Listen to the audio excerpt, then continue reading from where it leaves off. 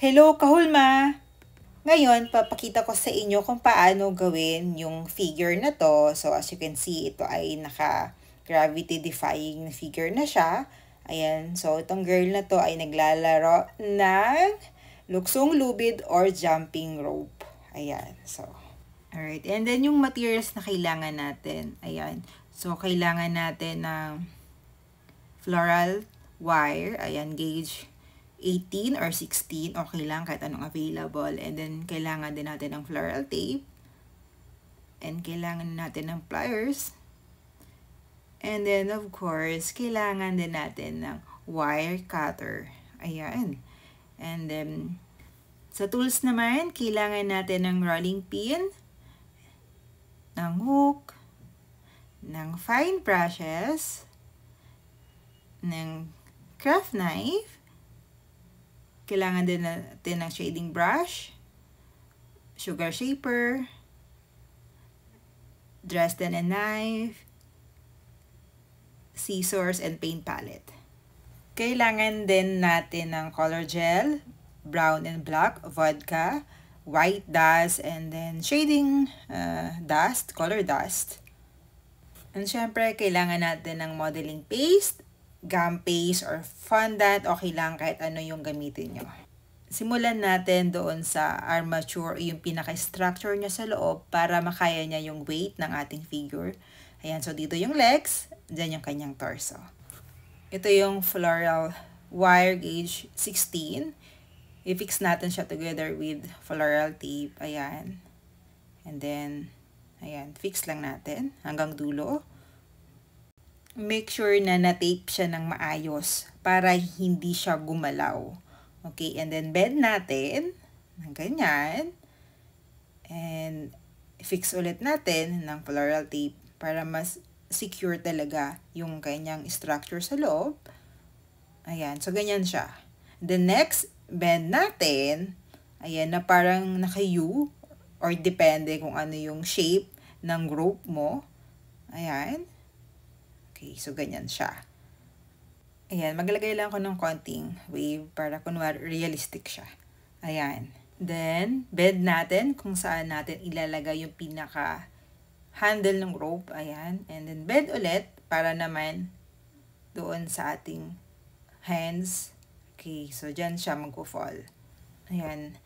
Tapos, next natin na i-bend is yung kung saan naman magpo-fall yung kanyang shoulder. Ayan, ganyan yung peg. Okay. Then next, ayan, inayos ko lang. Then, maglalagay tayo ng floral wire gauge 20 para naman sa kanyang legs. Ayan. So, fix lang natin siya together. Ayan. Gamit tayo ng floral tape. Ayan. Make sure lang na kapag tinape mo siya, hindi siya aalog. Okay. Kailangan ma-fix mo siya ng maayos. Okay, sige. Hanggang pinaka-end niya. Okay. And then, cut lang natin yung dulo. Alright, so, ganyan na siya. Then, next nating lagyan ng tape is yung pinaka-torso niya. Ayan, fix ko din siya. Okay, so ganyan. Alright. And then, next, i-open ko yung para sa part ng legs. Ayan, ganyan siya. And then, bend ko ulit.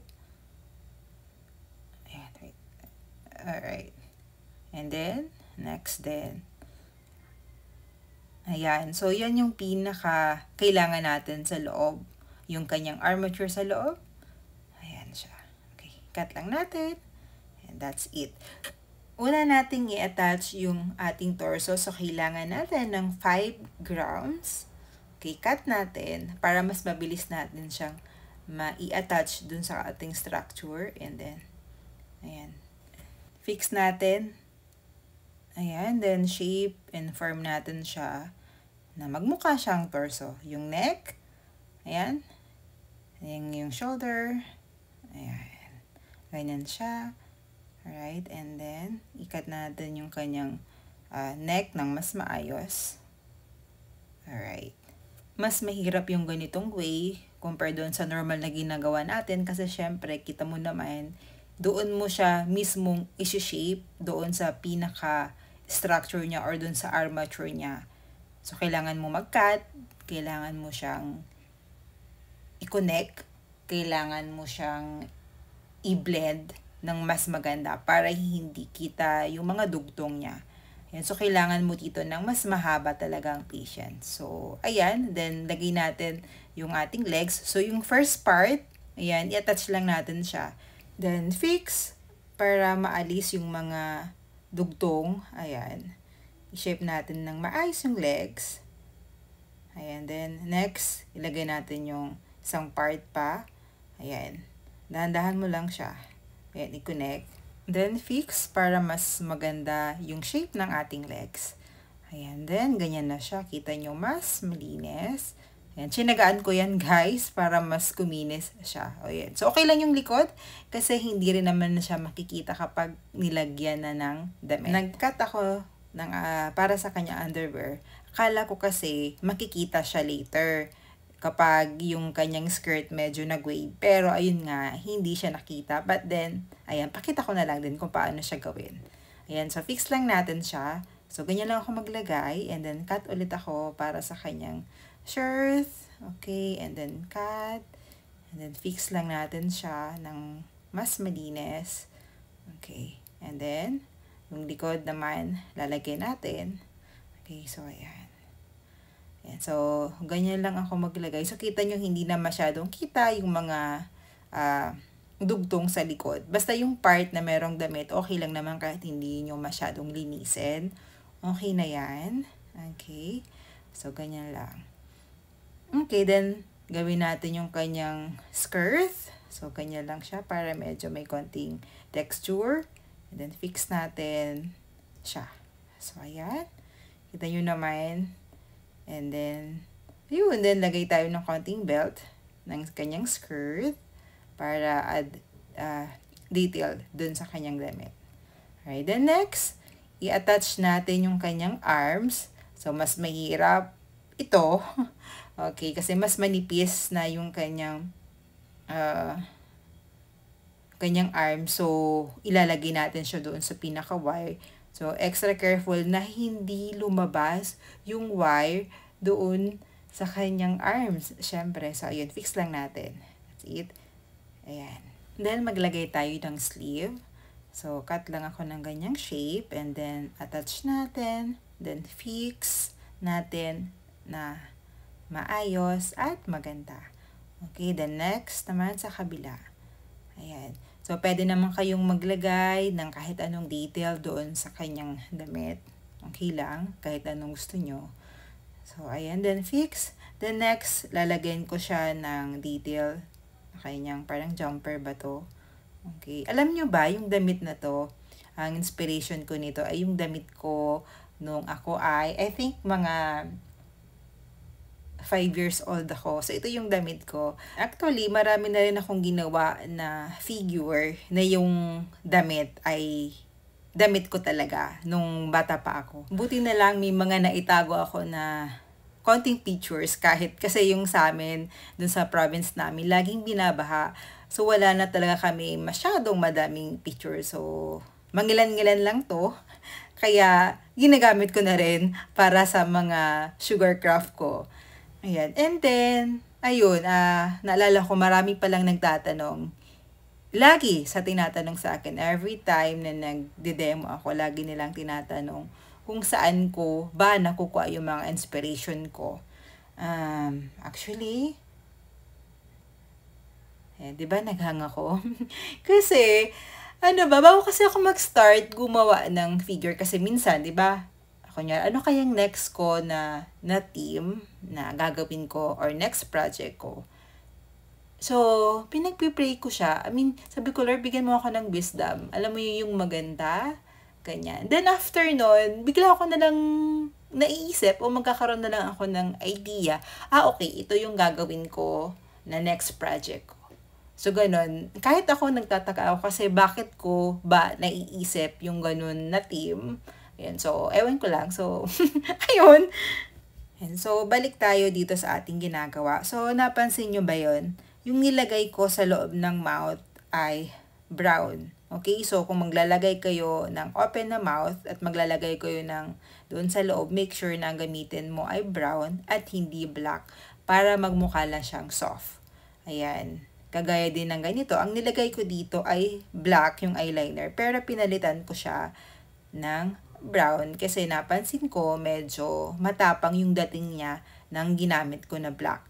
Kasi babae siya, so kailangan medyo soft lang yung kanyang itsura. At syempre, di ba, kita nyo naman, tuwang-tuwa siya. So, kailangan yung aura niya, medyo mas mukha pa rin siya. Or mas mukha siyang soft. So, ang ginamit ko na dyan ay brown. So, pinalitan ko siya. Okay? Ayan. Pero kung sa boys, okay lang naman na ang gamitin mo ay black. Okay? Then, after, maglalagay tayo ng kanyang eyebrows. So, make sure lang na hindi siya too dark. Okay? And then, next, mag-mix tayo ng skin tone, color dust, and then ng peach color dust. So, ito yung i-add natin para mas mukha siyang buhay, mas mukha siyang masaya, ayan, at hindi siya mukhang pale. So, i-blush lang natin siya paikot sa kanyang face. Alright, para magmukha siyang mamula. Then, for the ears, create tayo ng dalawang hole, ka-align siya nung eyes, and then, i-attach natin yung 2 teardrop shape. Ayan, para makapag-create tayo ng ears. Ayan, and then, i-attach natin siya ng maayos. Alright, and then, add tayo ng konting detail. So, ayan, check mo kung magka-level yung kanyang ears and magka-size. Okay, then next, for the hair, ayan, meron ako ditong brown and medyo binilog ko na siya para mas mabilis ko siyang ma-attach doon sa likod ng head niya. So, sa brown, make sure na enough siya para ma-cover natin yung buong likod ng head.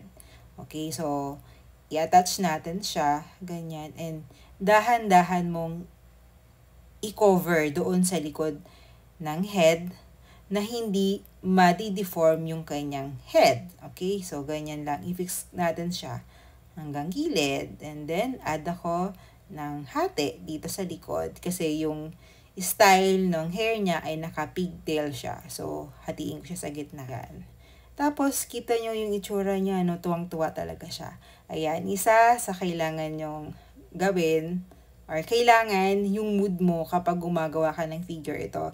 Reminder ko to sa lahat ng mga estudyante ko. Kailangan kapag gumagawa ka ng figure, make sure na yung emotion mo, yung ikaw mismo, kailangan nasa mood ka at masaya ka. Kasi promise, nagre-reflect yung emotion mo, yung mood mo, doon sa ginagawa mo na figure. Ayan, kaya sigurado ako na ginawa ko yan, masayang-masaya ako. Ayan, so, okay din, add tayo ng texture doon sa kanyang hair. So, makita mo yon yung mga lines niya, nag-i-end siya doon sa pinaka-end ng pigtail natin. So, doon siya naka-line. Same way doon sa kabilang side. Ayan. Kailangan lahat ng lines niya o yung texture ng hair magfo-fall doon sa pinaka-point ng ating pigtail. Ayan, as you can see, isa lang yung way ng kanyang hair. Ayan, 'di ba? Yung kahit sa likod. Okay. Next, i-prepare natin yung para sa braided. Ayan, so lagyan ko muna siya ng wire. Ayan, so medyo mahirap to ha kasi kailangan mong isungkit na lalabas siya doon sa edge. Ayan, so kita nyo to, medyo iba yung nilabasan niya. Pero okay lang yan. I-fix ko pa rin siya ng maayos. So, ganyan. Pwede rin naman kayo na hindi na gumamit ng wire. Pero ako kasi gusto ko nakatayo talaga siya na hindi siya masisira. Kaya, gumamit ako ng wire. Again, okay lang na walang wire. Kailangan mo lang talaga siyang iset na mag-dry para hindi siya gumalaw. Pero ako nilagyan ko. Okay? And then, ito na yung para sa ating braided hair. So, ayan. Sinilapid ko lang siya. Ayan, sa Bicol. Sinilapid namin. Ayan, sinilapid ko. So, i-braid lang natin siya. Ayan. Then, ayusin yung ating detail. Alright. So, sa kabila, ganun din. Isalapid ko lang ulit. I-braid ko lang ulit para yung detail na kailangan ko na braided hair ay makuha natin. Alright. Okay. Alright. So, add ulit ako ng texture.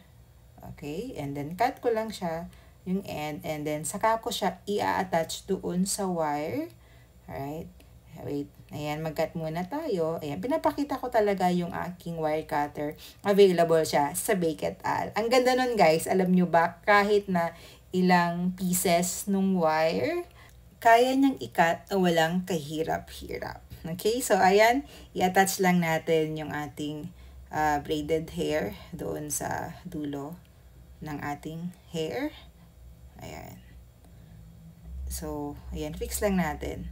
So, make sure lang na hindi lalabas yung wire. Okay, then fix natin siya na hindi makikita yung kanyang dugtong. Okay, so again, kailangan mo ulit dito ng mahaba-habang pasensya para ma-fix mo siya ng mas maayos. Okay, and then, ayan, so maglalagay ako ng parang bangs dito sa harap. Siyempre, kailangan man may bangs sa likod. So, sa harap, ayan. So, add ulit ako ng texture doon sa hair.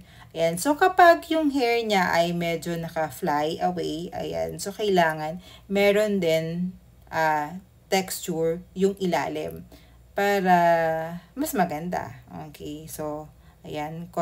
Add tayo ng konting detail. Diba? So, ayan. Okay? So, add lang kayo ng paunti-unti hanggang sa makuha nyo yung hair na babagay sa kanya. Ito guys ha, ginagawa to ng marami. Porket last yung hair, hindi na nila masyadong inaayos. Minamadali na lang nila yung paggawa ng hair. So, kailangan kahit last na yung hair, kailangan bigyan mo talaga siya ng oras na magawa siya ng maayos. Kagaya din yan sa atin. 'Di ba? Hindi ka naman makalabas ng bahay na hindi maganda yung buhok mo. So, kailangan mo pa siyang ayusin. Same way dito sa figure. So, kailangan maganda yung hair niya. Kailangan yung hair niya bagay sa kanya. Yes po, may mga figure na hindi bagay sa kanya yung hair. So, kailangan mong tingnan dapat lahat ng detalye ng hair na kailangan bagay sa kanya. Okay? So, ayan. Add lang tayo ng add hanggang makuha natin yung gusto mo na hairstyle na babagay sa kanya. Okay? Next, i-form na natin yung kanyang foot. So, kailangan natin ng dalawang maliit lang. Medyo i-shape na natin siya ng hugis paa. And then, i-attach natin siya doon sa ating legs. Okay? So, fix natin siya with water or edible glue. Then, fix natin siya ng ganyan. Then, i-blend ulit. Ganon din yung gawin natin sa kabilang paa. I-fix, i-blend. Ayan. Okay? And then, ayun. So, next, lalagyan natin siya ng kamay. Alright? So, alam nyo ba, yung kamay ang isa sa pinaka mahirap gawin sa parte ng figure. Kasi, masyado na siyang maliit. Minsan, nadudurog na siya. Tapos, mabilis pa siyang mag-dry. Kaya minsan, mahirap talagang gawin to. Pero, ayun na naman nga. Kailangan mo na naman siyang tiyagaan, di ba? Okay, so, ayan. Finarm ko na siya na form ng kamay. And then, saka ko siya i-attach doon sa ginawa natin na figure. So, ganyan. Instant, diba? Ayan, syempre, hindi ko na pinakita kung gaano ako nahirapan. Ayan, so, same din sa kapila. Ayan, i-fix mo lang siya ng ganyan. Tapos, i-cut mo siya. Alright, ng ganito. And then, i-blend mo lang siya ulit para magmukha siyang kamay. Ayan, so, medyo mahirap talaga yan. Kaya hindi ko na siya na i-video ng mas maayos.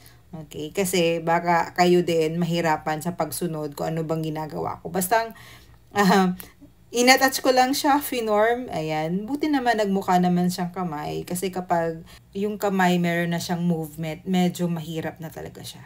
Then, lagyan naman natin ng details yung ating toes. Alright? Then, hatiin lang natin siya sa 5. Siyempre, 5 yung toes mo dyan. Alright. Okay, so ganyan yung ginagawa ko para mai-shape at mai-detail ko yung ating mga toes dyan. Alright.